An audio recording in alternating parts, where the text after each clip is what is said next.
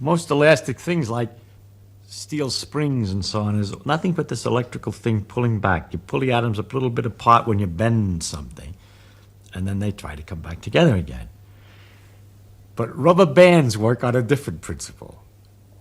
There's some long molecules like chains and other little ones that are shaking all the time that are bombarding them, these chains.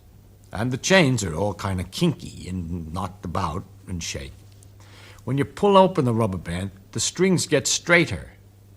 But these strings are being bombarded on the side by these other atoms trying to shorten them by kinking them. So it pulls back. It's trying to pull back, and it's pulling back only because of the heat. So if you heat a rubber band, it'll pull more strongly, for instance. If you hang a weight with a rubber band and put a little match to it, it's kind of fun to watch it rise because it heats more. And there's another thing you can check that this idea is right, that it's heat that drives a rubber band.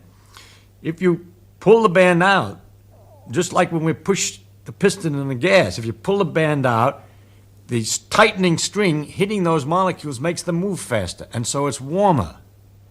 And if you take the band and let it in, then the molecules hitting the strings, which sort of give as the thing hits, they give in to the soft like, and they lose energy when they hit these retiring strings. So it cools. And there is a little way you can do this. You're not very sensitive. It's a small effect. And if you take a fairly wide rubber band and put it between your lips and pull it out, you'll certainly notice it's hotter.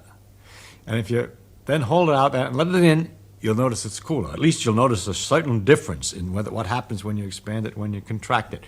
And I've always found rubber bands fascinating to think that when they're sitting on an old package of papers for a long time, holding those papers together, it's done by a perpetual pounding of the atoms against these chains to hold it, trying to kink them year after year. Well, rubber bands don't last that long, but anyhow, for a long time, trying to hold this whole thing together.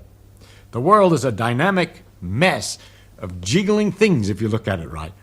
And if you magnify it, you can hardly see anything anymore because everything's jiggling and they're all in patterns and they're all lots of little balls. And it's lucky that we have such a large-scale view of everything that we can see them as things without having to worry about all these little atoms all the time.